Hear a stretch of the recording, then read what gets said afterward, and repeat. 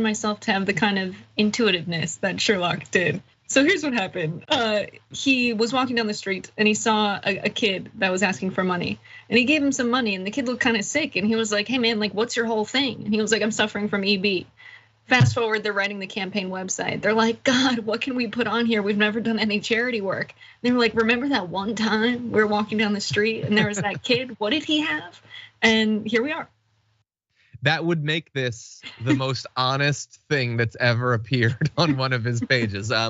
If you are a child on the street that he interacted with, please reach out to us. I would love to confirm or deny one of these stories. For now, we have no confirmation, and I hate it. I hate that, not just that he did it, like we're well past that. We accept that he's a terrible guy or whatever, or that he's alleged to have done this. But to see a story like this, we produce the story, we discuss the story of a guy lying about helping out kids dealing with a genetic illness, knowing, so who cares? It's not gonna do anything. It literally doesn't matter that he might have lied for years about helping kids struggling with a skin condition. No consequences. Might be voted in again. The party loves him.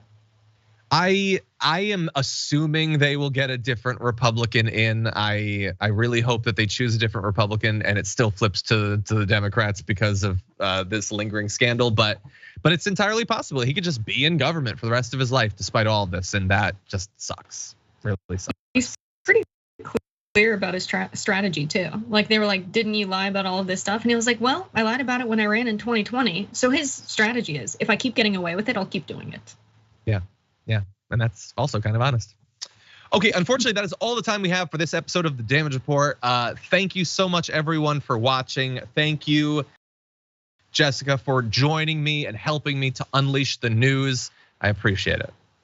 Thank you for having me, John. It's always a blast. Where can people find your Substack in the meantime?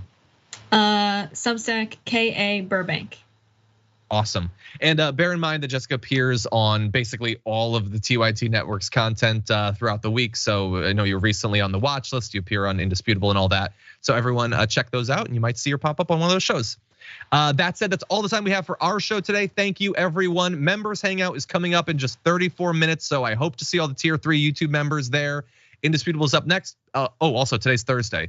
Garbage People tomorrow. David Schuster is going to be joining us. He's going to be throwing away his Garbage People. One of the first times he's ever done it. You can head over to the community tab of the YouTube page to vote for the community garbage person of the week. And for now, stay safe out there, stay sane out there, and I'll see you soon.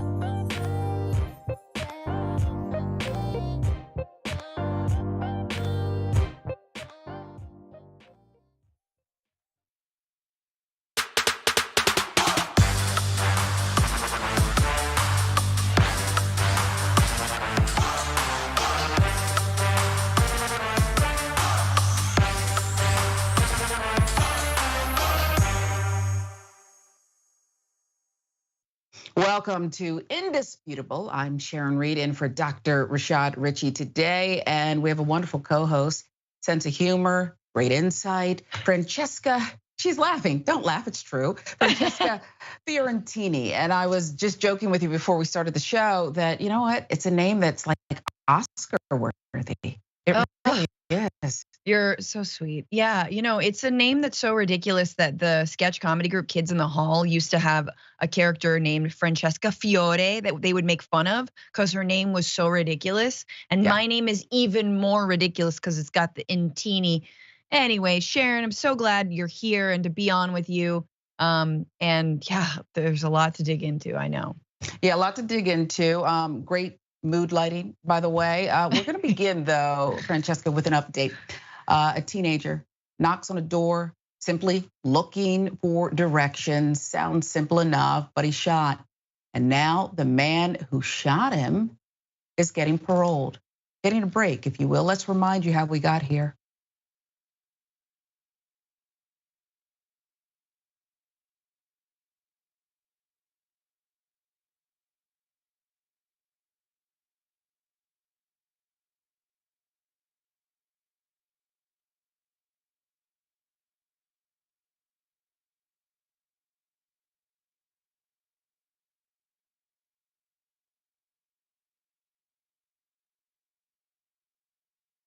And Walker, again, just asking for directions. And this is what happens next. Homeowner, Jeffrey Ziegler, opens the door and shortly after opens fire.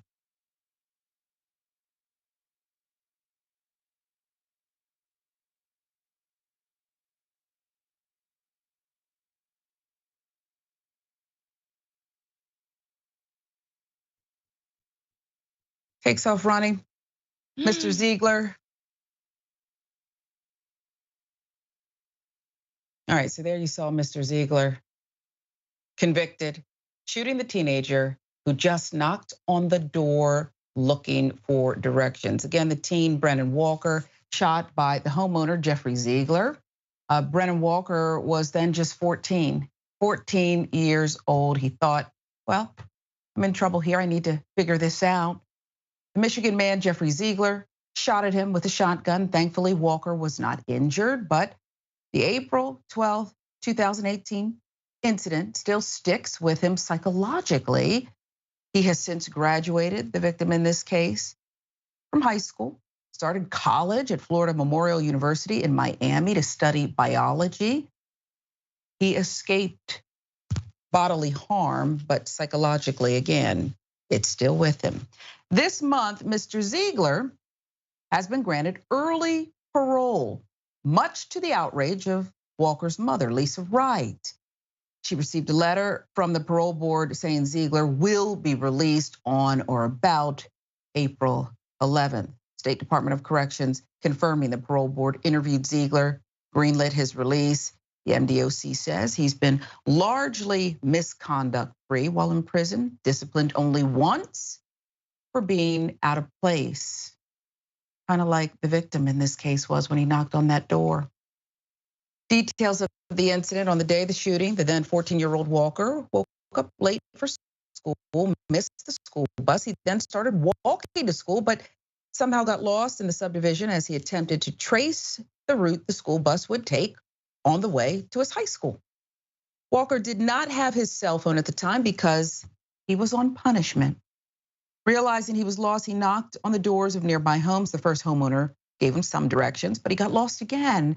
And once he reached Jeffrey Ziegler's home to ask for directions, things turned more serious. As he knocked, a woman inside started speaking to him through the door. "Why are you trying to break into my house?" Walker recalled the woman saying to him. The teen said he was trying to explain to the woman he was seeking directions, but the woman kept yelling. It was during this time Ziegler came downstairs with a gun. Wright suspected her son's race influenced Ziegler and his wife's reaction. One of the things that stands out that probably angers me the most is while I was watching the tape, you could hear the wife say, "Why did these people choose my house? Who are these people?" That set me off, Wright said. October 12th, 2018. Ziegler was convicted by a jury, found guilty of assault with attempt to do great bodily harm and possession of a firearm in the commission of a felony. At his sentencing in November, Ziegler apologized after being sentenced to 2 consecutive 2 to 10-year prison terms for assault. Brennan and his mom have about 20 days to appeal the parole board's decision, something they are planning to do if the decision stands. Ziegler will have to comply with a lot of rules, including no contact with Brennan and his family. Francesca, when I first saw the footage, because this is a story, again, it's been several years now. We figured Mr. Ziegler was locked up tight, but when I first saw the footage, what jumped out at me was just the lack of humanity, the cruelty. You have a 14-year-old who's just knocking on the door, and there's a Karen on the other side of it who begins yelling and almost like a setup. It's like it was planned. Can we shoot a black boy today? What's your reaction? I mean, it's harrowing and upsetting, and the way that Ziegler points his firearm, his shotgun, at this 14-year-old kid, just like on some Looney Tunes, Elmer Fudd hunting rabbits. Seriously though, that's how ridiculous he looks. And that's clearly how he's treating this kid. And obviously, yes, you pointed out, everyone's pointing out the fact that he is a young black man, not even a man, a child, has everything to do with this story. Right, I know the mother has said that Ziegler never seemed actually to admit wrongdoing, even though there was an apology. I'm gonna be honest with you though, this was a 10-year sentence, so that's 20, I believe, 20 years if I'm not mistaken. And he did serve about 5 of those years. This is where my trigger comes in when it comes to really the necessity for some kind of harm reduction program, some kind of restorative justice, some kind of way that we can not just use the carceral system to obviously punish someone when they are in the wrong, but also retrain them and help them. Honestly, like, I know it sounds pie in the sky, but get over these biases, this racism, trying to, and to say nothing of taking away their firearms, which I'm assuming this man Ziegler does not have access to in the future. So look, if it were in Florida, it would have gone down different, right? We saw with George Zimmerman what happens with stand your ground laws. I'm glad he at least served some time. I can only imagine what the mother is going through, but I also believe there should be a second chance for this man to learn from this incredibly awful mistake. Yeah, and the word mistake, he meant it, but I understand what you're saying. Totally.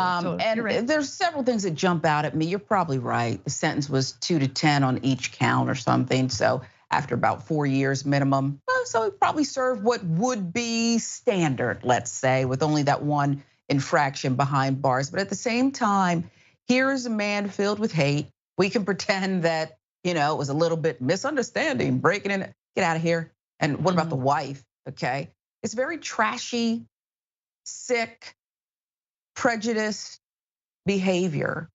And I do think that being away from his family, because this could have gone another way, and I think they meant for it to go another way, where we'd have one less biology student in the world today.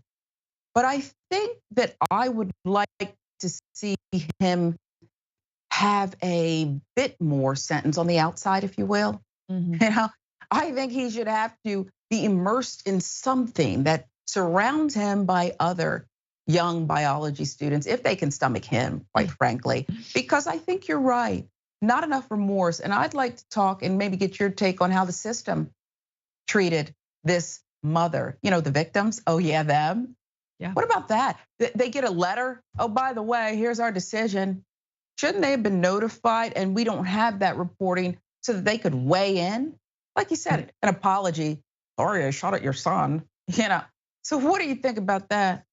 I mean, I think that would be a justice system that I would be for, right? A system where you consult the victims, where you speak with them, where they have to, if they choose to, they could potentially meet with Ziegler again, and or be part of the decision making for what is constituted as justice and what constitutes allowing someone like that back onto, into the world, right? We would say that with any kind of predator.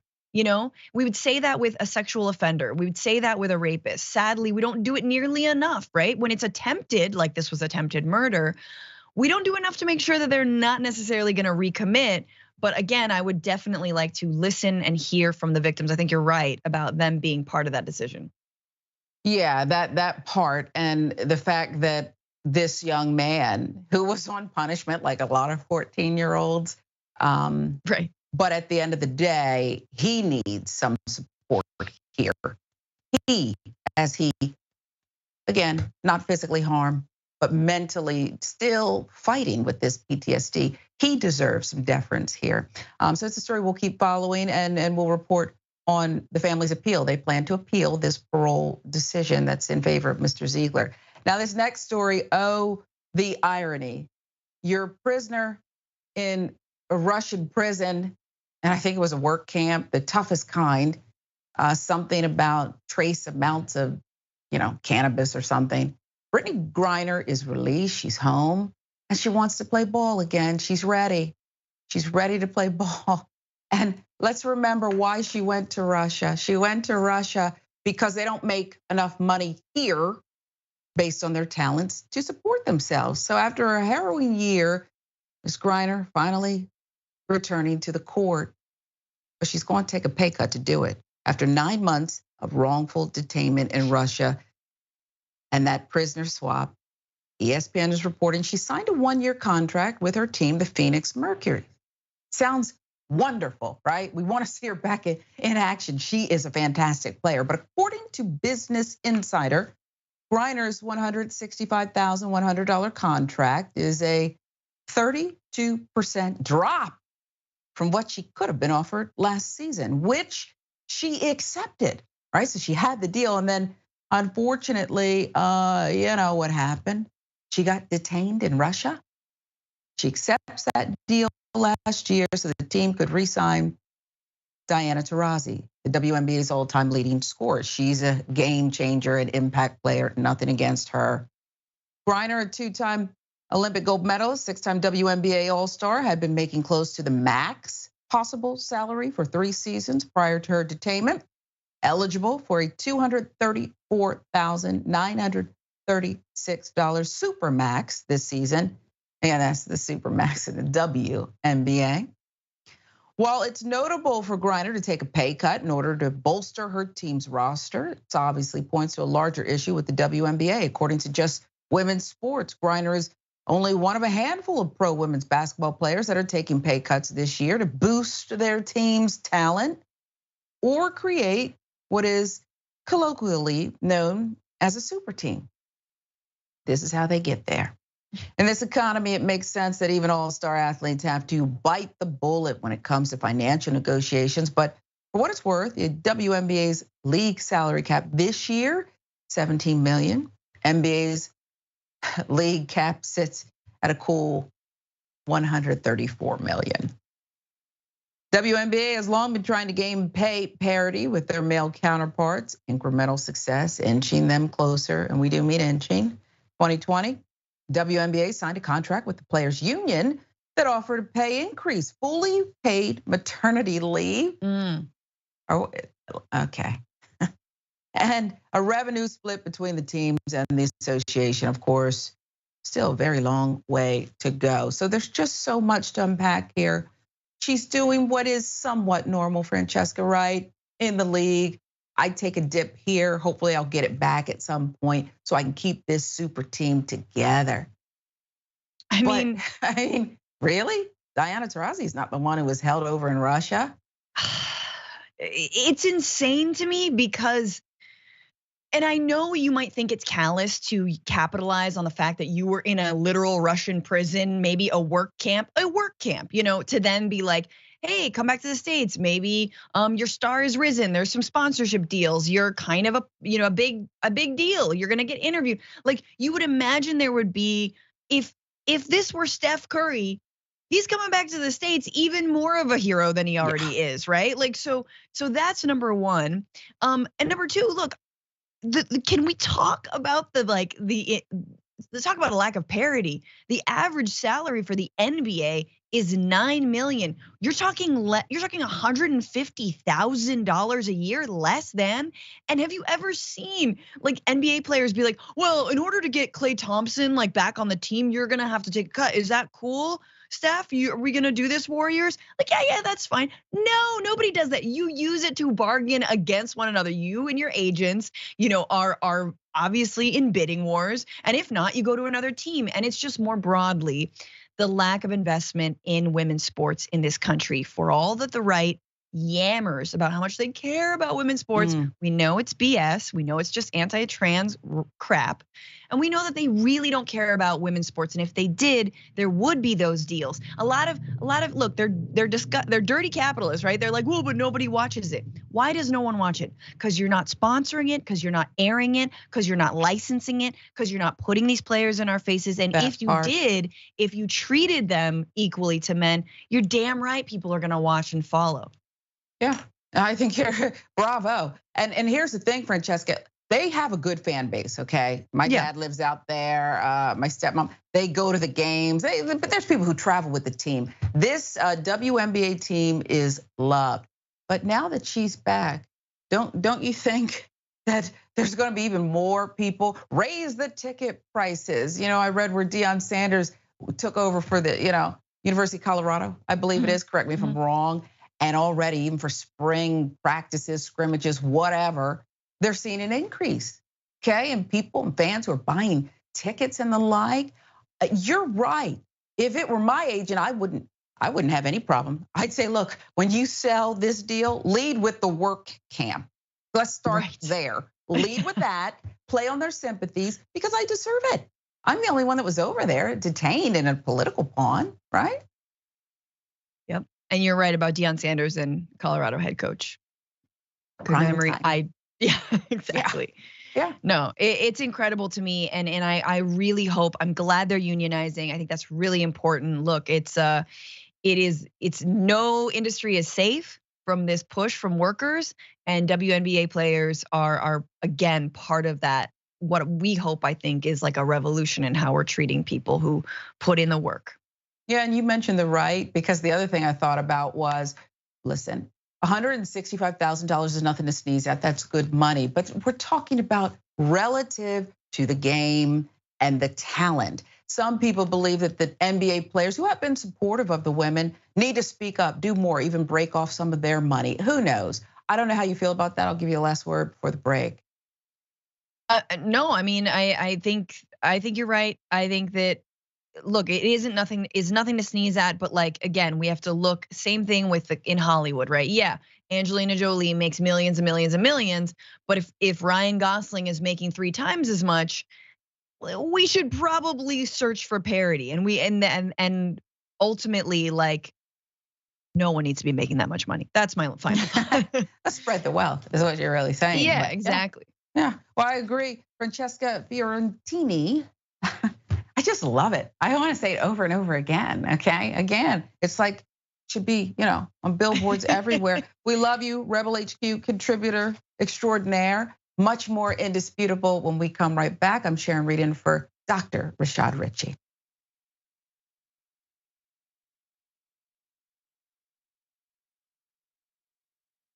We're very honest that we're progressives. We call the Young Turks home of progressives, and we support progressive candidates. There has been this reemergence of political activism, especially among young people. This weekend was the second Women's March, both across the US and across the world. So these people are not simply marching, they're not simply talking, they're also running for office. And when they do run, they're gonna make a difference. Joe Crowley is congressman from New York. He's very powerful. Why? He raised a lot of money. But there's someone finally challenging him. We need to have representation that advocates as fiercely for working class people as possible from this seat. If candidates like Alexandria Ocasio-Cortez even get a little bit of media attention outside of what the Young Turks does, they have an excellent chance of winning. She's gonna win, she's gonna win. 68% reporting. The majority of Americans want Medicare for all. So I don't care what you and your corporate cronies want.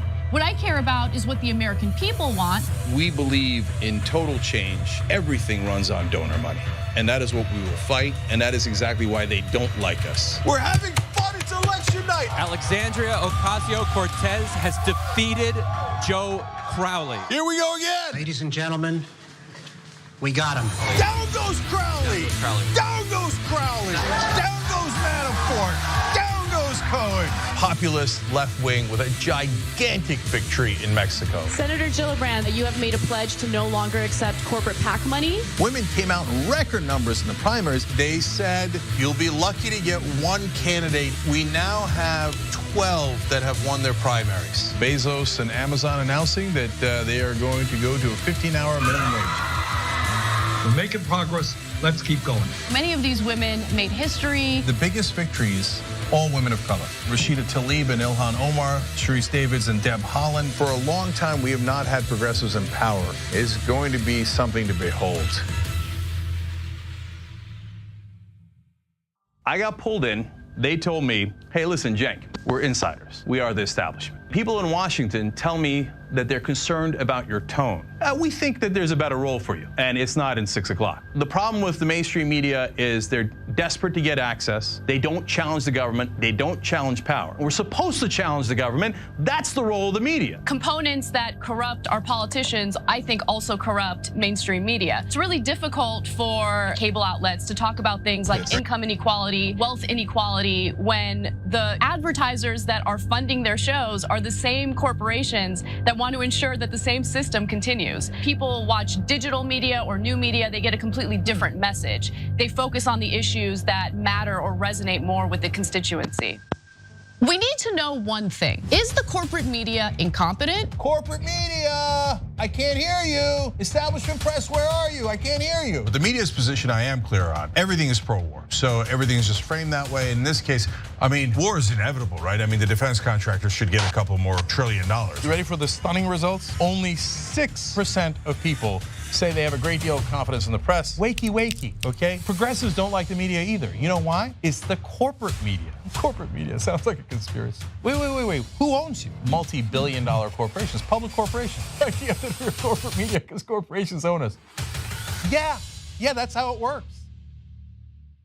The rest of the news media says you should not fight for positive change. If you do, you're not really a reporter or a journalist, because reporters and journalists don't care what happens. I don't agree. That's not written anywhere. That's not a law. It's just a rule that they invented so that reporters didn't actually challenge the people that are in power. Well, we don't agree with that. We think we should challenge the people in power, that actually makes you a better journalist, not a worse one.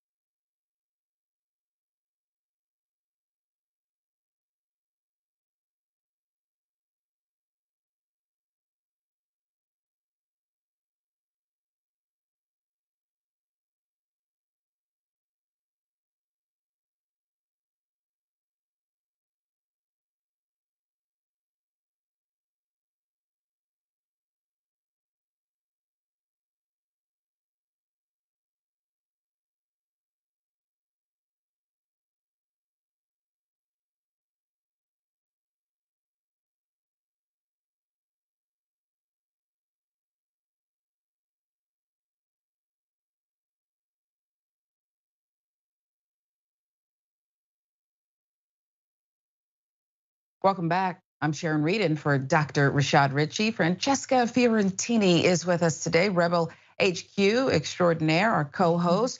If you haven't checked out Unbossed, what are you waiting for? What on earth are you waiting for? Because we love Senator Nina Turner. The corrupt forces in the government, the media, they're rigging the system against us. Tune in to Unbossed with Senator Nina Turner, where the show exposes corruption, delivers truth, and talks about how the people can take back democracy. You can watch The Good Senator live weekdays. Subscribe at youtube.com/unbossed, TYT.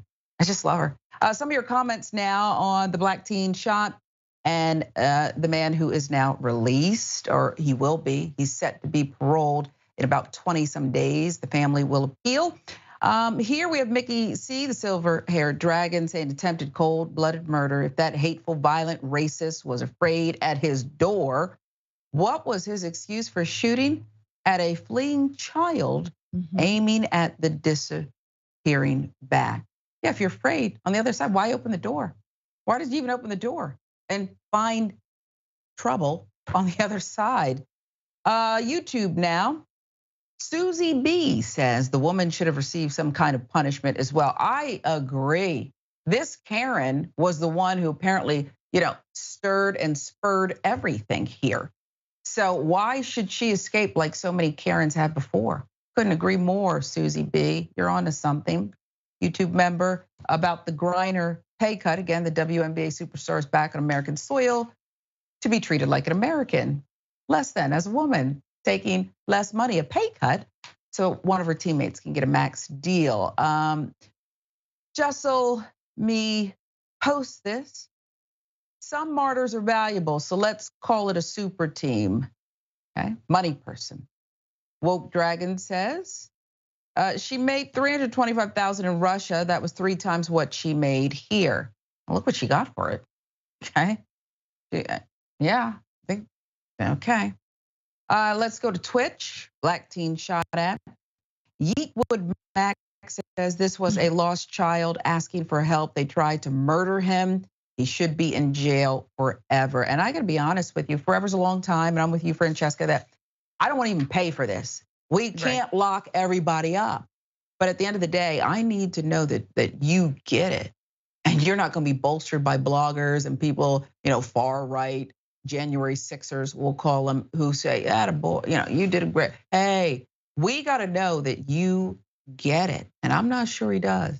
What did he say to that parole board that was just so compelling? Or did they just rubber stamp it, That's my take. Again, though, the Karen in the case, the wife, boy, she dodged literally a bullet on this one. And so that's a perfect segue into our next segment. I wish a Karen would. You want to call the police on them for having a barbecue on a Sunday. I feel free! Back off! I'm going to tell them there's an African-American man threatening my life. Yeah, you are. You're being selfish and being a Karen. I'm sitting here after an appointment. Sitting on your ass being a Karen. No, ma'am. Fat ass on a Karen. Pardon me? Fat ass. Pardon me? I can see the fat ass. This is not an appropriate way. You just can't be kind. That's it. The world. You are the problem of the world. I am not the problem. I'm sitting in my car. Sitting in your car, taking a spot that you don't need anymore. Ma'am, I have been in my car for not even 5 minutes. Exactly. Not even 5 minutes. And why do you need to be in a spot that you're done with? I'm clearly not done. You are clearly done. You don't know what's going on in my life right now, and you don't know. And I have an appointment in this building. I also have an appointment in this building. And you're done because you're not in the building anymore. Ma'am, it is a parking spot that you are losing your mind over right now, and I would appreciate if you would just go and find another parking spot. That's as simple as it is. As simple as it is that this is what happens in the world. People go and then they sit in their car and they're on their little phone because that is the world. Because you cannot use your phone. Fat ass. No. Yeah, lose some weight, child. All right. Trench coat Karen, we'll call her, dragon breath and all, wants the spot. And it's demanding the spot. And if she wants the spot, you better put it in reverse because the world revolves around her and her appointment. And she shouldn't be allowed to get away with this. Who is this woman? She's leaving no fingerprints. She had on those gloves. She has on the glasses. So she can just spout off and call people fat. How do you identify her? There's more. And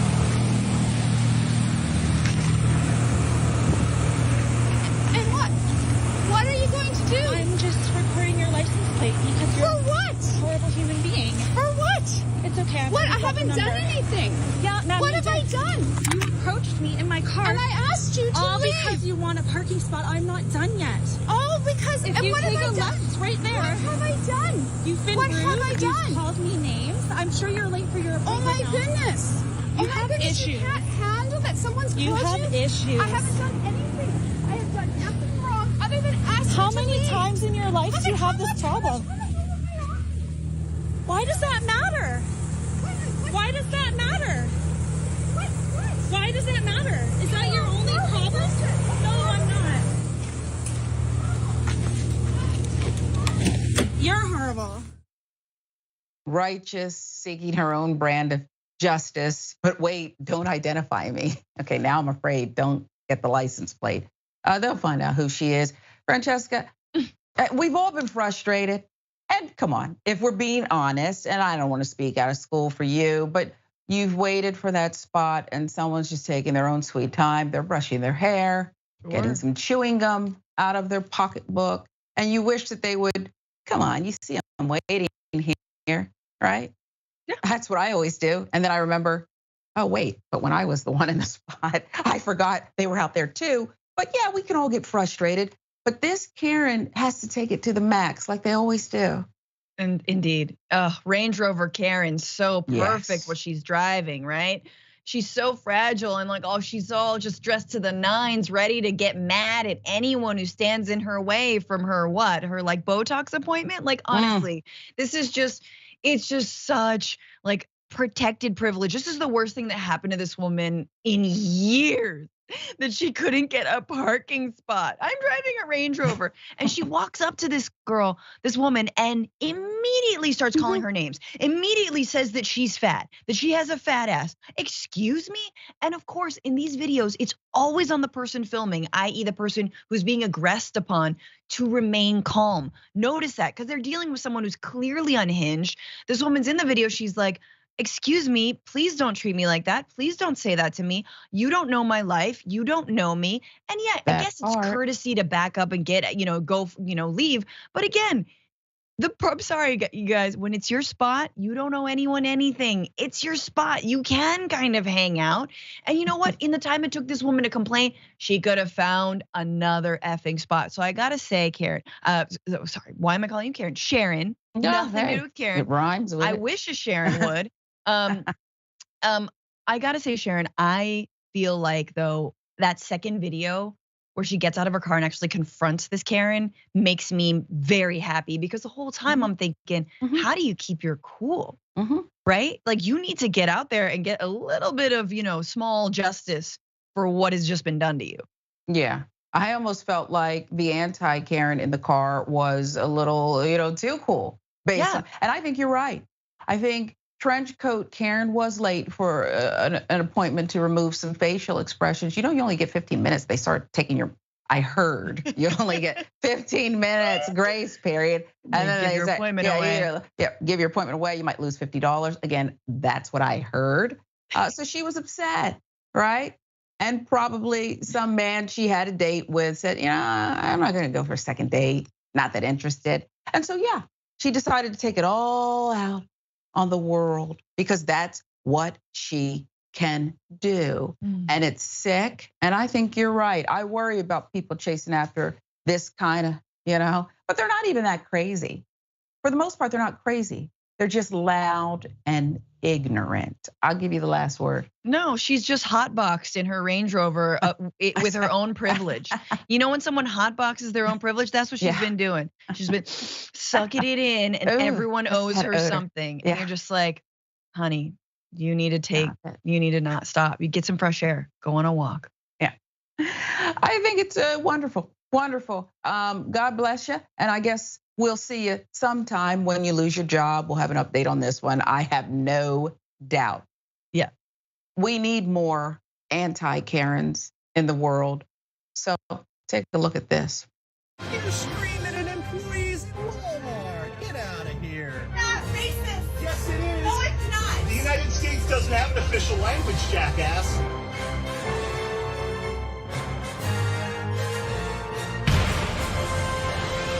Literally, you're just throwing down your genetic line. For sure. Pretty much, you're just LARPing. You're LARPing as a European in America. If you had any actual heart and integrity, Are you then done? you'd go back to Time Africa. out. Are you done? What are you, a Jew? Are you done? Are you Jewish? No. Are you done though? No, but I'm saying the truth. No, hold on. I know, Are you I done? am a scientist and you are wrong. Stop. So you. Hey, it's done now. It's done. So you think you stop that? Stop. No, that. you Hold it. Stop. You think hybrid vigor is a thing? Bro, film me. Okay. Film me. Just stop. Stop that. What are you? What are you? Some SJW warrior? Dude, I don't give a. Hey, it's done. White people are only 7% of the world's population. That's me, and I'm part of that. And I'm part of that. And it's done now. And if we whatever you're doing, it's done. If we intermix, we're gonna become. Who gives a dude? I give a. Why? We're the only creators of society. No, we're not. No, we ain't. Net migration only flows into white country. It doesn't flow into. Just stop. Exactly. Stop. Hey, Walk across He's the stupid. Okay, name me one black country that you would want to move to. Name me one. Yes, name me one black country that you would move to. This is my guy right here. Just go. Name me one black or brown country you would move to. Everybody moves into white countries. Everyone moves into white countries for a reason. Yeah, exactly.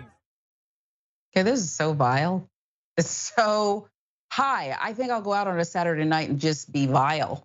Vile's my middle name. That's what's going on here. But let me pause to say this. The anti-Karen, I love him.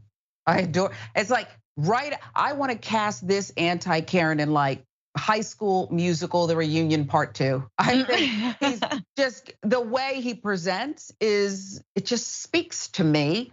And the way he took the attention off of this innocent interracial couple, pretty cute too, they were, and said, no, give it here, your thought. No, and I think that there is privilege involved in that too, right, Sharon? Like, I mean, I think there is something to be said about spinning what the right says is white guilt, and that, the left is obsessed with white guilt, and saying, no, it is actual systemic privilege that I have, and I'm gonna use it in this incredibly heated and dangerous and scary and disgusting situation, and take the attention off of this couple, off of my friends who do not deserve this, whether or not they were their friends or not, right? And that's exactly what he did. And here this sad little a-hole is trying to recruit him because, we can't intermix. You believe in hybrid vigor? Look, as someone who is absolutely a hybrid, let me tell you, there's vigor.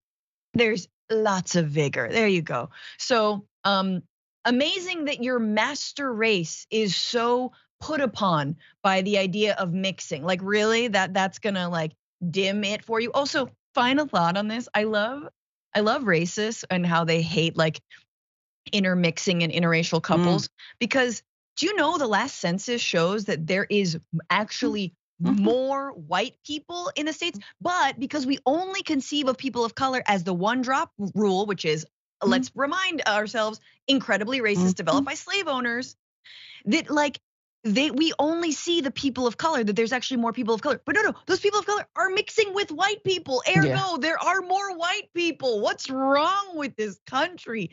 What is wrong with racists, Sharon? Yeah, I don't know, but we should probably study their brains. It could be something genetic. We should show you, though, his friends, what happened right before he decided to step up. You guys know race mixing was illegal up until 2000. Race mixing was illegal up until 2002. You're gonna give up 50,000 years of evolution if you mix up with this dude. Are you filming us? Yes. Yeah. Okay. But you, just look awkwardly. No, you realize that race mix, it's gonna give up 50,000 years of your evolution, right? There's 2 billion of those people being born because of. Did you know that it's actually better evolutionary to like? No, it's not. I'm not gonna talk science. No, it's not. I'm a scientist. No, it's not. Actually, I'm a scientist, and I'm not gonna talk about this. Literally, if you literally, you're just throwing down your genetic line. A fool. It's like, I only wish they would have turned around and said, you know what? We have 6 biracial embryos on ice. We will implant all of our children will be born. I mean, what do you say to some fool who just walks up to you out of the blue? You're looking cute. You're on a date. Your man's cute. Your significant other, whatever. And you got to put up with this filth. What is this? I'll tell you what. I think he should have made a move. The dude in the couple should have just planted one on her, right? Like on some spinner around and just give her a massive kiss. Oh my goodness. And just be like, take this. Like it just, I mean, I think she probably would have been into it. I think that's incredibly both romantic and funny. And just troll him. You're getting triggered because we're of different races. Come on, what year is it? The guy's like, but Sharon, he's actually admitting that he wants to go back in time. Yeah. Right? He's like, you're undoing. We have to undo the progress. And you're like, what? Okay, but do you know that actually the Earth rotates around the sun? Is that gonna flip you out too? It's not flat, Francesca? I had always been told it's not a flat. Okay, yeah, and that's just the thing. And when you say plant one on him, it would have to be the sloppiest. I don't even know if the American soaps, like one of those telenovela types. Yes. Where this is just like get a room, and then you can't stop watching. I think that would have been the perfect way to handle this. That plus the anti-Karen high school musical anti-Karen and the way he stepped up, that would have been beautiful. But still, I think that this conduct on their side is award worthy. And I know that Dr. Ritchie recognizes these people, but it does take guts, I think, to step up in that moment when you are privileged and you're not the one being necessarily targeted. Totally. I do think it takes guts. Much more indisputable with the lovely Francesca Fiorentini when we come right back. I'm Sharon Reed in for Dr. Rashad Ritchie.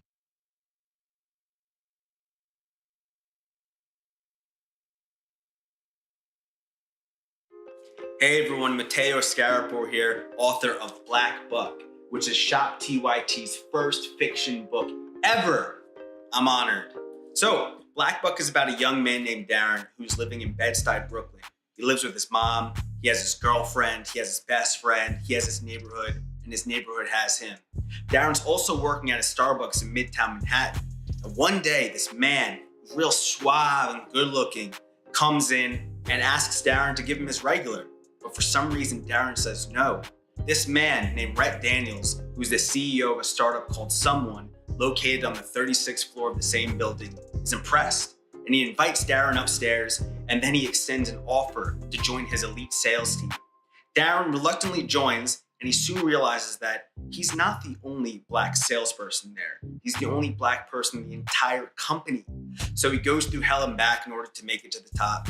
And once there, he has status, money, power, but he says, you know what? I don't like being the token Black guy.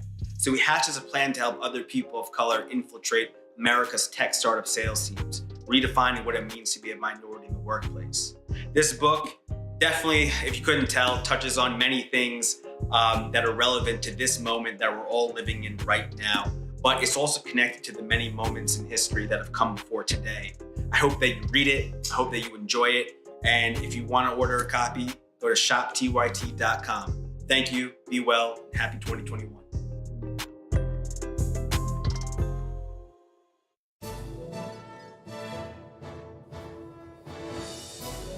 Breaking news with Brett Ehrlich. This is Brett Ehrlich with breaking news with Brett Ehrlich.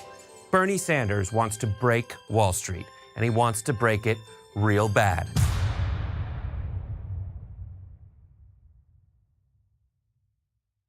Here at the Young Turks, we do our best to bring you the most essential news stories of the day, but we can't cover everything in a 2-hour show.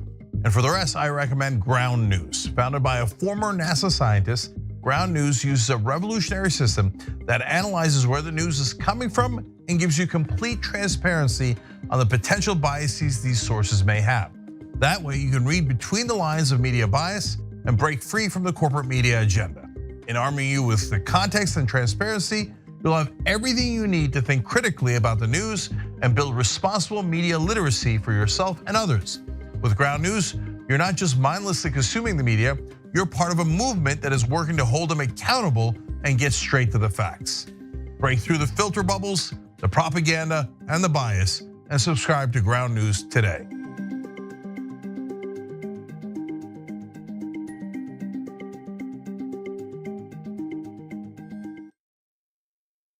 I don't care if you're Christian. In fact, I will fight for you to have your religious liberty and practice your Christianity. I believe in that. I don't believe in Christianity, which means that you do not get to dictate the way I live my life based on your religion. I don't care what the Bible says. You have every right in the world. All those women who identify with your religion have every right in the world to not get an abortion, to not take birth control, but they do not have the right to dictate my life and what I decide to do with my body. I don't care about your goddamn religion. I'm so tired of having nonstop conversations about what the Bible says. You live your life in the way that you interpret the Bible. Again, I don't care, but you don't get to take the Bible and tell me, well, the Bible says this in this chapter, in this verse. I don't care. I don't care, I don't believe in it, and I have the right, based on our Constitution, to not believe in it.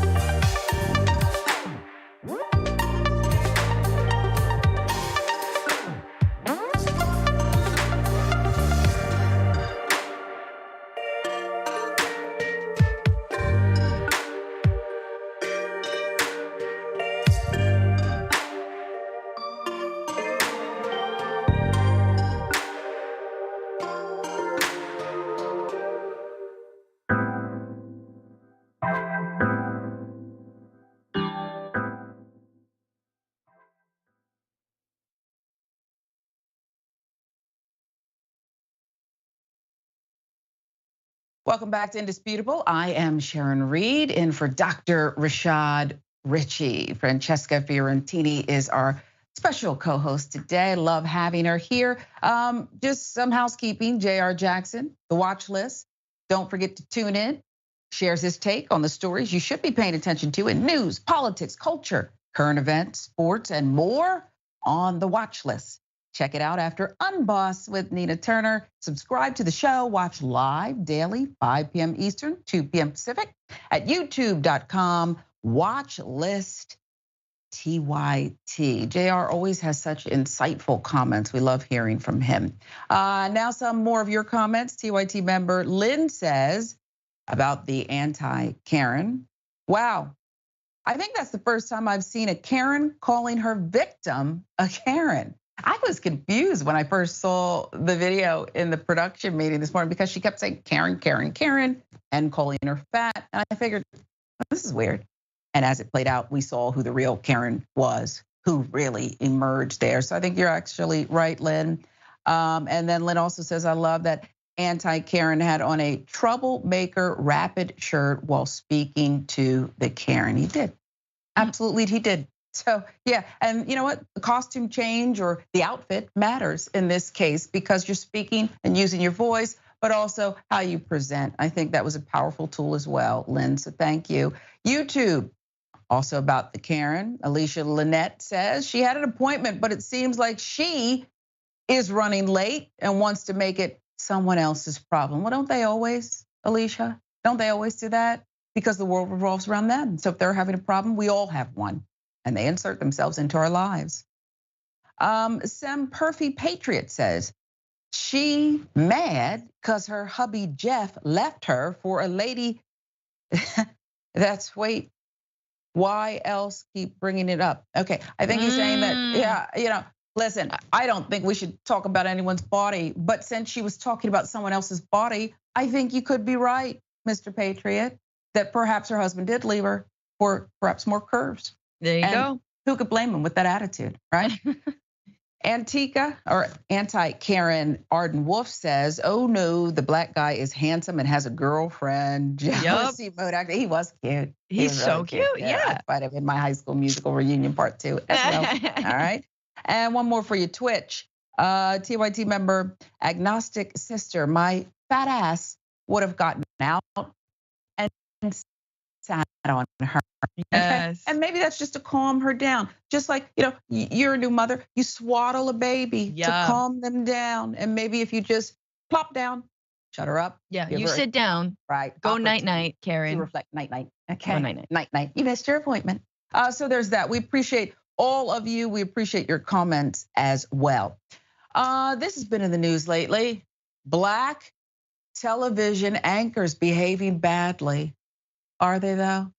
Or perhaps they're just doing what TV anchors at cable channels do, including the white ones.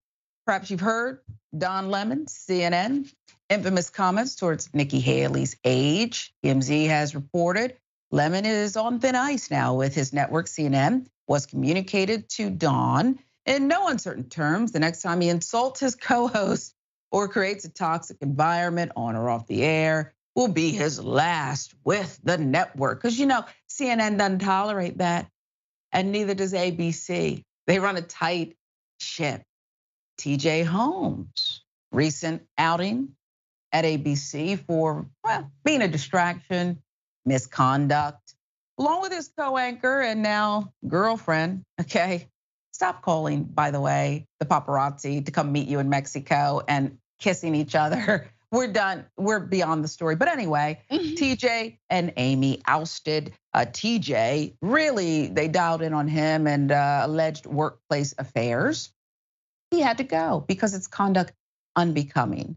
Now, one point to emphasize is that the following commentary is not in defense of Don Lemon or TJ Holmes' actions. Holmes' case, we certainly have been critical on this show about his actions, alleged.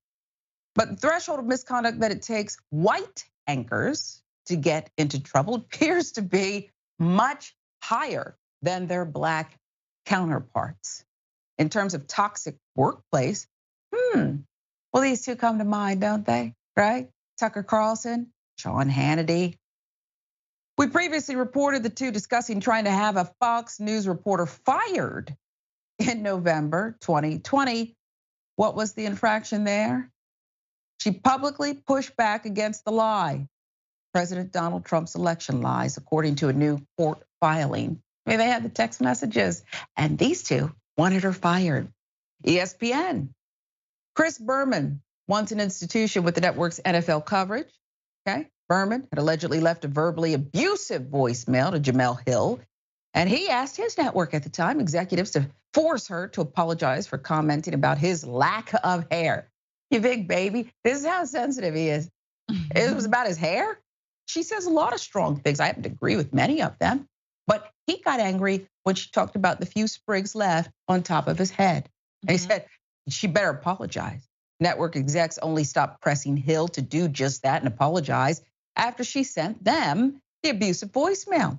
Berman would later have his sexual harassment claims made about him, which led to his departure from his NFL duties. Oops. Hair, sexual harassment. Hair, sexual harassment. CNN's Chris Cuomo, once prominently seen nightly, 9 p.m. on the network, accused by his former boss, Shelley Ross, of grabbing her butt at work, a party it was, in view of her husband. That's how entitled he was, right? He only lost his job, though, because he was advising his brother during his own sexual harassment scandal. His brother, the governor, unlike Holmes, who was fired from ABC, not much fireworks. Cuomo said on a podcast after his ouster, after he was let go from CNN, he was, quote, felt like killing. He was going to kill everybody, including myself. Okay? So let's not forget about this guy, though, too. That's tomorrow, and that is it for us today. And we will leave you with a, I can't do it. Okay. We'll do it live. Okay. We'll do it live. Do it live. I'll write it and we'll do it live. And thing sucks. In 5, 4, 3. That's tomorrow, and that is it for us today. I'm Bill O'Reilly. Thanks again for watching. We'll leave you with Sting and a cut off his new album. Take it away.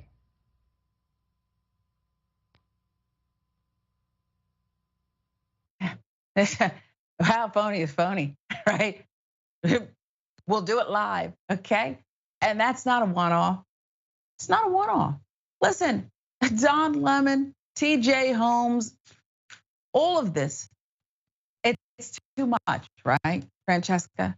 But at the end of the day, I find it fascinating that it seems clear that at least one of these networks, I think all of them, were actually leaking the stories on the Black talent, making it even worse than it apparently already is, to make sure you're not only gonna leave this place, but when we're done with you, you'll never work again. That's really what they're doing here. We'll show you. Well, in their midst right now, they have some of these people employed, okay? From the stories I've heard at some of these networks, a lot of people are sleeping with people, okay? I'm not condoning it. I'm just saying that to pick and choose, it always seems to come down harder on the Black presenter. Tell me where I'm wrong. No, and I think look, that's a smattering of examples that, we could even go further, right? I mean, Bill O'Reilly, like, that is the least bad thing he's ever done, is yell and say we're doing it live. It's a memeable, fun moment, in fact, of Bill O'Reilly's career when he was actually sexually harassing coworkers and stalking them, calling them, leaving disgusting voicemails. And that's ultimately, let's remember, why he eventually did, after years, I mean, who knows how long, doing that, finally did lose his job.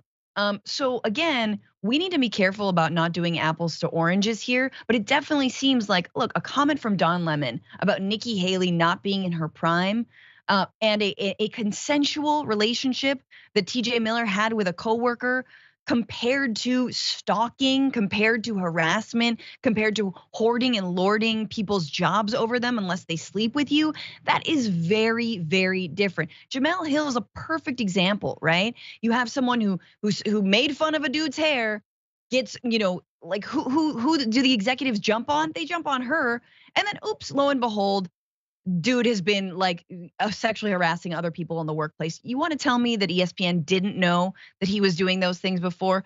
Come on now. So yeah, there is a double standard when it comes to being a person of color, when it comes to being a woman, when it comes, I mean, you guys remember, Sharon, I'm not sure if you remember Kimberly Guilfoyle, right? Had her like sexual misconduct, which it was inappropriate workplace behavior. I'll give you that. There was some not safe for work, like she was showing coworkers, I guess, nudie photos. I'm not really sure. Nudie photos, please tell your grandfather I am available, because I'm old now.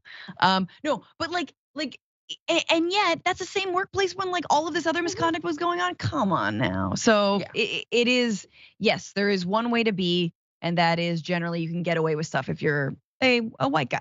Yeah, the locker room only applies to them. That's really what they're saying. And Bill O'Reilly, let's not forget the reported payout to just one. Okay, $32 million.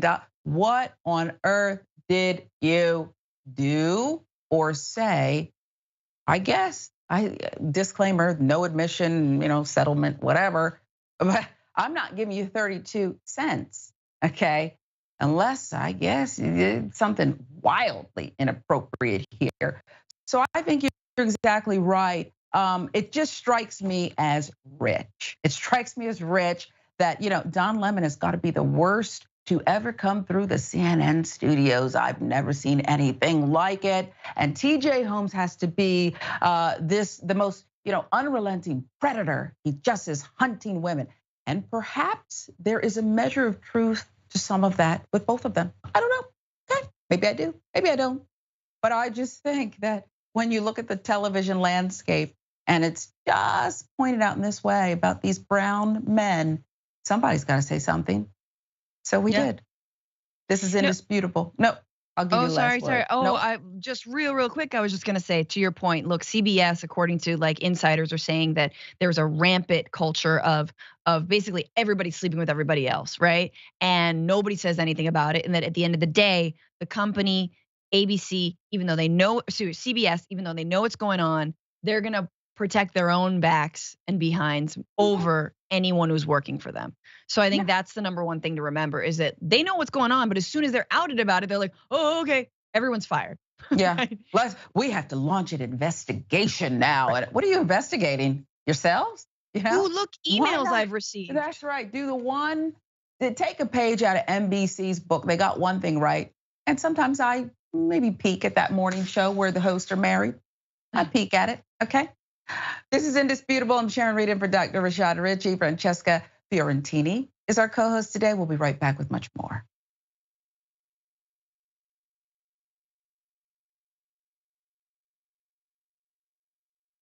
You're about to watch some behind the scenes footage of the Young Turks. Ooh. Now, these are partial videos. If you want to get all of them, you become a member. Go to tyt.com/join, and you'll get all the behind the scenes of me, Anna, John, JR, a little bit reality show like. tyt.com/join, and enjoy this. You know what you're seeing behind me? Jersey. Hold. Watch me flip this camera. However I flip it. Do I flip it like this? No, I just took a picture. I'm bitsing right now. What?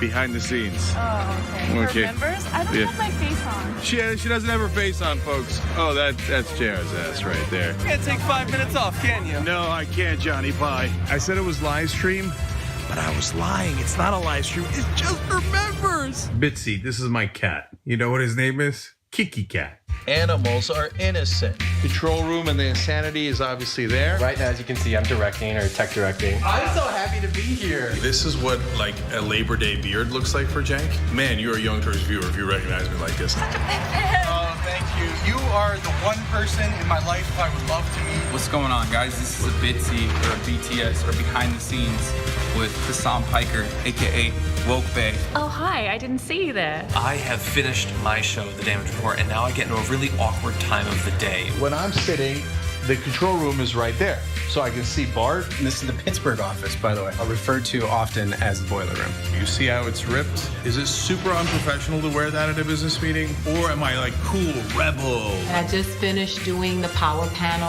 and I'm fired up. What do you do for TYT? Not a whole lot. If you're frantically tweeting at us that something's broken, thank you, because I'm fixing it. And thank you for being a TYT member. Super last thing, because there's always got to be a super last thing. Oh, that was disastrous. This has been behind the scenes, behind the scenes. Welcome to Indisputable. I'm your host, Dr. Rashad Ritchie. We got a lot happening today. But what do we do on this show? We tell the truth. You know why we tell the truth? Because the truth is simply indisputable. Rashad, great to be here. Congratulations on the new show. And I gotta let everybody know that Rashad and I go way back. Here's the pattern that we see in all of these Karen stories. They think they own stuff they do not own. Now, where does that come from? I don't know, maybe slavery. Maybe they think they should still own black people. This is what happens when Karens weaponize the police. When you're used to privilege, equality seems like oppression. It hits you in a certain way when someone is holding you against your will, treating you like you're a criminal and you're an innocent person. This is something that black people face no matter where they are. A stronger black economy lends itself to a stronger, greater economy. Don't think it's exclusive of you, it's inclusive of you. What's your beef with critical race theory? It adds more fuel to the fire of the racist tendencies that we already have. We have a generation of problem solvers that can remedy the problem if they are properly taught what the problem is. You know who created redlining in this country? It was a white liberal. I don't give a damn who created it. If it's a racist policy, Shelley, here's what I don't know. I don't know. See, there you go filibustering, brother. You're scared of this truth, but you're gonna get it, though.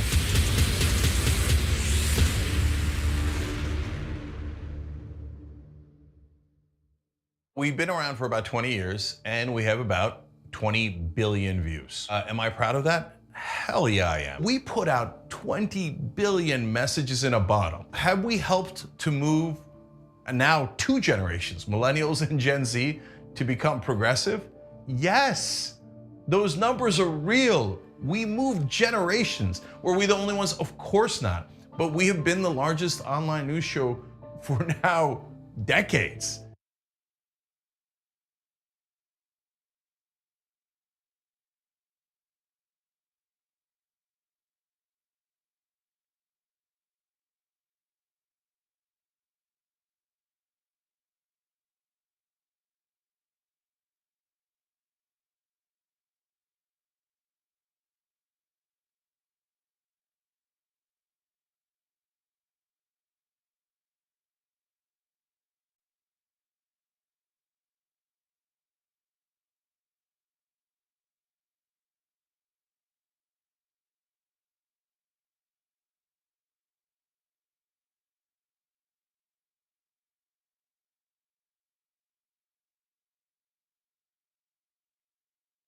Welcome back to Indisputable. I'm Sharon Reed in for Dr. Rashad Ritchie. So many of you are really commenting on the last segment. TJ Holmes, Don Lemon, one on the verge, perhaps, of being ousted from his network. Don, TJ already ousted for quote unquote bad behavior. Well, again, so many white anchors who embody some of this, and that's not even an allegation. We've seen some of the things that came out in discovery in that Fox News lawsuit. They seem to remain. They're untouchable. So let's get you some of the comments. Seth Michael Dradinsky says, I'm not justifying Don Lemon's behavior, but the situation is a bit more complicated than it looks. CNN most obviously wants to get rid of him, but unless they fire him for cause, they will have to pay out his contract. They are setting him up to either quit and drive him into bad behavior so they can claim he was fired with cause. It's really an anti-labor dispute. I actually thought about that and talked about it with one of my TV friends from over the years who I worked with. I think you're probably right, Seth. I think you're right. It was clear to me when they removed him from prime time what their goal was. They're not a fan. And instead of just getting rid of him, they said, we'll do it this way, okay? And he's not perhaps helping himself. So good comment there. P. Capo, what about Matt Lauer's years of sexual harassment that finally got sacked after years of covering it up? Francesca, we didn't even mention Matt Lauer. Okay. I know. I was saying he's got a button. He had a button that locked the door on people in his office. Oh my God, of course they knew. So yeah, that dude can be in the waste bin of history forever as far as I'm concerned. Yeah, but it's who else knew? You're right. You're right. And then it's like, oh, swift action. Okay. Can Hoda fill in quickly? You know. Yeah. Okay, stop this. We'll give you one more. Let's see, Fidden Nero. It took forever for Matt Lauer to get toppled. It did. And like you said, there was the button.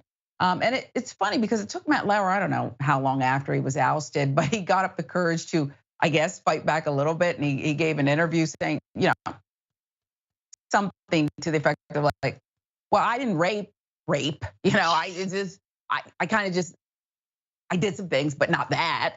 And I just think it's fantastically ridiculous. But again, this is who we are. He got a record payout that, you know, probably because all he had to do was say, well, then we could just talk about what you knew too.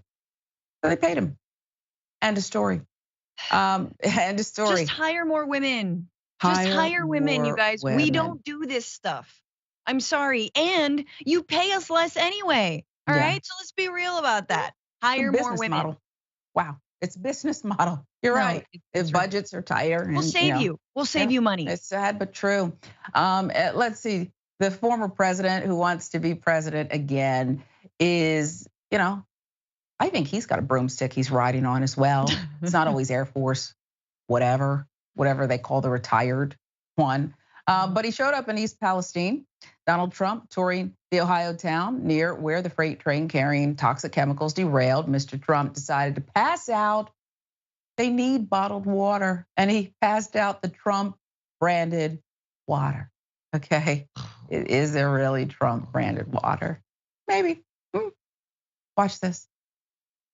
Especially thank some of the incredible people that helped us because we're bringing thousands of bottles of water, Trump water, actually.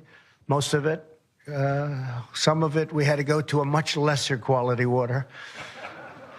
You want to get those Trump bottles, I think, more than anybody else. But we're bringing a lot of water, thousands of bottles. We really want the Trump brand. Didn't they have steak or something at one point? I believe someone tested that as well and wasn't exactly the cut they promised. But anyway, during his event here, Mr. Trump also went on a tangent about college football. You know, it reminded me a little bit, I don't know if you remember when Ohio State wasn't going to be playing football for another season. They were going to sit back and watch with the China virus or COVID, whatever you want to call it. And I called the head of the Big Ten football. I said, you got to get this football open. And they were great. They responded, and Ohio State played that season. Nobody remembers that, I think, right? Does anybody know? You got at least one. You could be close, but by now you still would be close probably. But we got that open very early. And you had a great season of football, to put it mildly. So that was a very great honor, the Big Ten. And that led to the NFL, and it led to most of the rest of football in the country. But you led it through Ohio State and Big Ten, and we got that done. I did that very personally. I called the commissioner, and he did a good job. What are you talking about? And why are you talking about it at this event? Why are you doing this? Well, you might filibuster too, to keep the focus off of what you did as president and how you gutted regulations that perhaps caused all of this. One thing Trump did not mention, the train safety regulations he gutted as president. He very actively did this. Amongst the biggest relevant regulatory rollbacks Trump has conveniently remained mum over is the 2018 scrapping of a 2015 Obama-era rule requiring advanced braking technology on trains transporting particularly hazardous materials. That rule would have required compliance by certain trains by 2021, others by 2023. But as Fortune reported at the time, Trump's Department of Transportation decided that the cost of installing these more sophisticated brakes outweighed the benefit. The other rules scrapped by the 45th president were for recurring safety audits of railroads and the requirement of having at least 2 crew members aboard freight trains. Though the Norfolk Southern train that derailed had 3 crew members aboard. Political notes that in regard to the 2-member rule, the Trump administration claimed a train crew staffing rule would unnecessarily impede the future of rail innovation and automation. Why is this guy showing up down there? Why are you showing up where people don't know if they can plant a vegetable garden, take a shower, or do anything? The audacity, right? The audacity and the privilege that you stand there, you bring this Trump water. I want to know how much it costs. How much does it cost? And where do you really get the water? Probably got donated. Anyway, you show up there when your administration is perhaps to blame for some of this, and you say nothing about it. Why do people accept this blowhard mentality? Francesca, why? Yeah, the blowhard, the grift. Like, you gotta be a massive POS to go to a place that is toxically poisoned and then tell people that you're selling your Trump water or that you're giving it out of the goodness of your heart. Remember, it's Trump water. This is like helping someone who is drowning with, like, a life raft that's like, hey, that's a Trump life raft right there, buddy. Remember that? You're like, oh my God, I'm dying. Like it is. And yet this is what his base has been trained to accept and actually to even laud and admire about him, that he is an unrepentant, selfish a-hole who will use any opportunity to sell you his merch, including this one. And yeah, and the reason that he can do this is because no one is gonna bring the receipts. No one in that town, most likely, who is power, definitely not Norfolk Southern themselves, no one's gonna remind you that it was thanks to Trump that these regulations and rollbacks even happened, and that's the reason that, like, braking systems, much needed braking systems on massively long trains that got even longer under the Trump administration that are carrying toxic chemicals do not have adequate brakes when something like this happens, when like an axle burns out, right? So it's so scary, and it would be, honestly, it would be satire if it weren't so scary. Yeah, we don't know. I understand EPA's on the scene and Norfolk Southern's gonna clean it up. We're gonna charge them triple damages, whatever. We won't know perhaps for many decades what this means for the people in that town, surrounding areas. Water travels too, by the way, okay? The tributaries, everything. We won't know, okay? And it's gonna take an Aaron Brockovich type effort to try to figure it out and hold people accountable here. I just don't understand. I can't fathom why he didn't show up to jeers and rotten food being thrown his direction. Okay, he still has Secret Service protection, so don't disclaimer, don't do that, okay? Don't show up and throw rotten apples at him. You'll probably be arrested. He does hate that, though. Okay. Oh my God, Sharon, I don't know if you've heard him rant about the vegetables. They were throwing fruit. They had tomatoes. Seriously, one time I think protester threw fruit and he's like, and he called it doing fruit. When you do fruit, it's very dangerous to do fruit. That's fantastic. He was entertaining, let's be real. Still is. But also, sorry to interrupt, so senile. Like, no ageism involved in this, but we all recognize senility when it is setting in. And to quote a National Review, again, a conservative reporter who has just been looking at Trump's Truth Social tweets for a while, and this is not my words, this is this person's words, but called him, he is ranting like a crazy hobo. That's literally what he said. And I'm like, look, I don't believe in using that kind of language when it comes to the unhoused, but damn if he is, that they're not correct. He's unwell. He's unwell. You understand? He's unwell, okay? But we wish the people in Ohio there, East Palestine, well, and we do have to pay attention to what's going on here, not an orange distraction. No good's gonna come of that. Next story for you, a woman who was so moved, compelled, caught on video, she is doing what now? Torching a gay pride rainbow flag outside a Soho restaurant. Finally, she's apprehended. This is security footage of the crime. And really dogged in her approach that this must be done away with. Name's Angelina Cardo. She torches that pride flag and admires her handiwork too, okay? She's also ruining vegetation. She's ruining vegetation and spreading hate, Francesca. Can't hurt the plants now. It's just, this is like just the saddest thing. It is so sad that you believe you're doing something righteous by like torching a rainbow flag. I don't even know what kind of brainworms you have. I don't know what kind of free time you got on your hands driving away in whatever, I don't know, some luxury foreign car that you probably own, that you were like scrolling on Facebook. You heard about the drag queen shows and you're like, you know what? I'm gonna go light up this flag. And yeah, put people at risk, put the residents at risk, burn the storefront. And this is what the gay community and the LGBTQ plus community has been dealing with since time immemorial, right? Like this is like blocks away from where Stonewall happened. So let's just remember this is 2023 and the community is still dealing with this and we all need to step up and support. Yeah, I couldn't have said it better.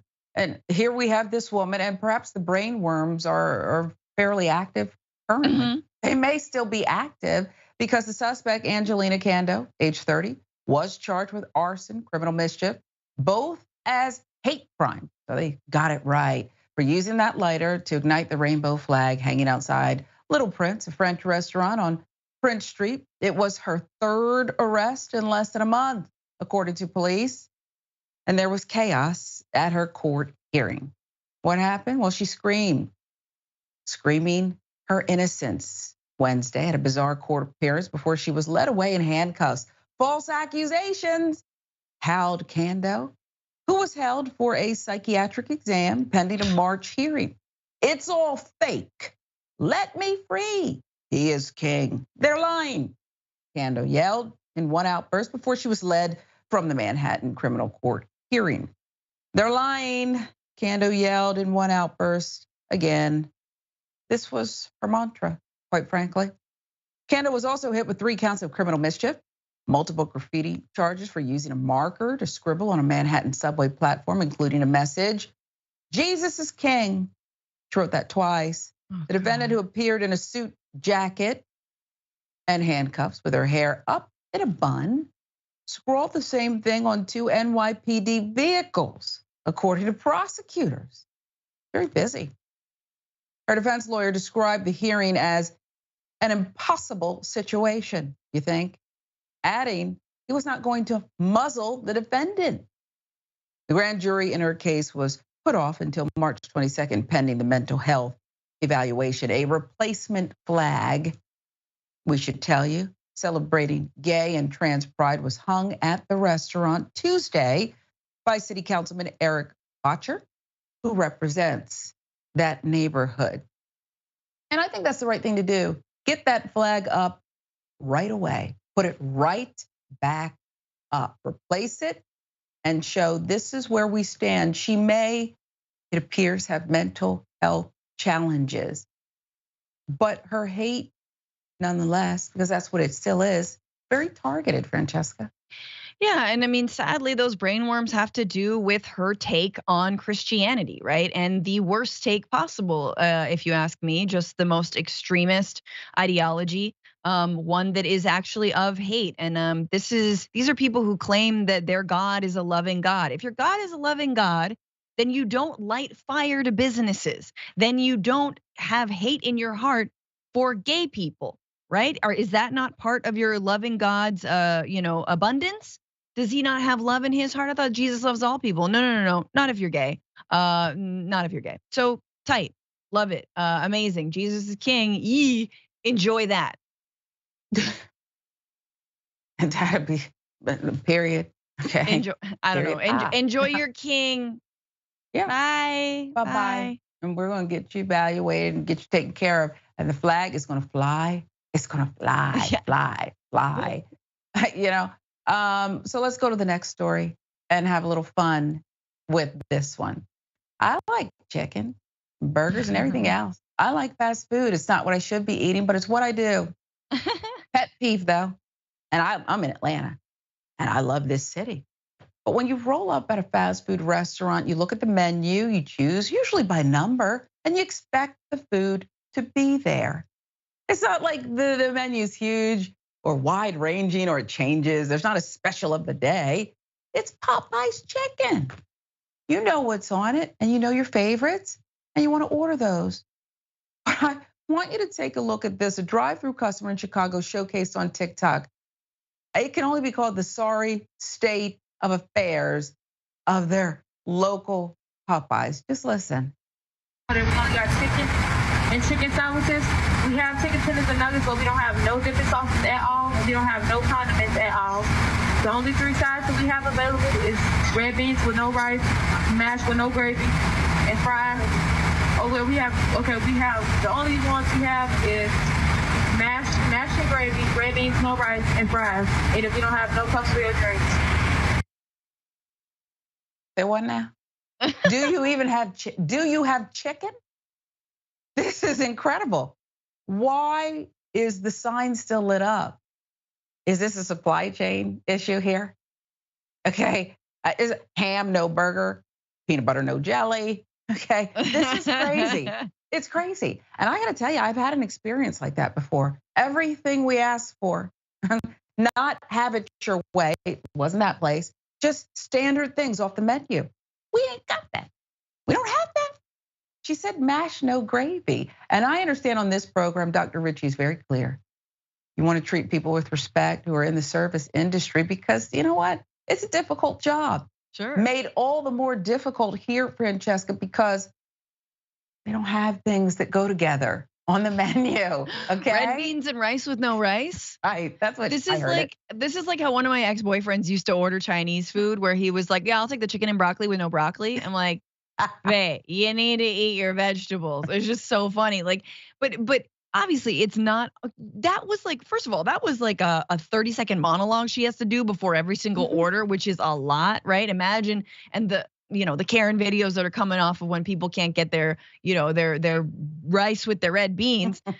Well, you can bet that the CEOs of Popeyes are doing just fine, and they haven't figured out how to source their sauces, just like in every single industry hit by, honestly, this pandemic that we just have shorthanded as, blame China. No. Blame corporate overlords. Blame your greed. We want our sauces. We want our rice and red beans. Like, we want our gravy, and do that. Maybe you should raise wages so we can like people actually want to work for you in this country. If you actually valued labor and your product and stopped opting for your 7th home in the Cayman Islands, then maybe we can have nice things. This is probably where they are. And they took the chicken with them. Okay. Exactly. And the gravy, apparently. But I have to tell you, it's not an isolated incident. It's not just Popeyes. And were they the ones that had that wildly incredible sandwich that apparently no one can get their hands on? Now we know why. I think it was them, right? Not the other chicken place. But I got to tell you, it's not just, and I hate to call them out because people have issues with them too, but there's a reason that the one that's closed on Sunday, they seem to have, when I roll up to get a milkshake, if I go, they have what I order. And then they take that day. Right. They take that day. They donate to anti-gay causes, which sucks. There it is. We don't like that. We don't want to promote them. But then there's the other guy. And maybe they're represented by somebody who wears those big red shoes. Every time my daughter wants a chocolate shake, you don't have the mix, the machine's down. 5 different places? Come on. There's a reason why I'm going to 5 different places, okay? You'll see when yours turns 11. But this is a problem, and you're leaving the workers hanging out to dry. Totally. Yeah, it is not easy to deal with an 11-year-old that wants their shake, mom who wants to please their 11-year-old, and you're there like, I don't know, this is my 3rd shift consecutively. So it is not a beautiful sight in the service industry, and it's no wonder why people are unionizing in massive rates. So keep it going. Come on, Popeyes. Churches is gaining on you. Yeah, better watch out. Chicken. Remember that? I haven't had Churches in a long time, but yeah, you're right. Boost that minimum wage, and let's get some more chicken, gravy, rice, and whatever else they were out of stock of back on the menu. Francesca, tell people where they can find you. Yeah, find me on all the things at Franny Fio, FRANIFIO. Listen to my podcast, The Bituation Room, on all podcast platforms and on my YouTube channel. We love the lighting. The mood lighting is just, thank you. You nailed it. We appreciate you. Until we meet again, I'm Sharon Reed in for Dr. Rashad Ritchie. This is Indisputable. We'll see you next time.